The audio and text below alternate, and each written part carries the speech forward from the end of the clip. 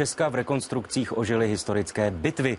A tak zatímco v Ořechově u Brna šlo o bitvu druhé světové války, do Libušína u Kladna se sjelo na 1000 bojovníků snad ze všech období středověku.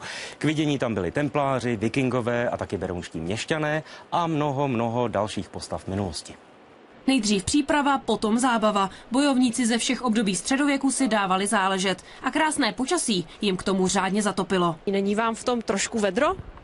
Tak občas samozřejmě v tom teplo trošku je, když teda momentálně zrovna neprší nebo nebojujeme třeba v zimě. Na bojišti proti sobě stála vojska dvou pánů, Ondřeje Řezníka a knížete Pavla. Ani jedné straně se zvítězit nedařilo a všechno ještě zkomplikovali žoldnéři. Přijdou doprostřed té bitvy a jsou to námezní Švýcaři, kteří se nechají najmout tu na jednu, tu na druhou stranu. Nakonec na svou hamižnost doplatili a zemřeli. Komu přišla bitva příliš krvavá, mohl si třeba zastřílet z kuše nebo se podívat na středověkou výrobu. Barbora Straňáková, Česká televize.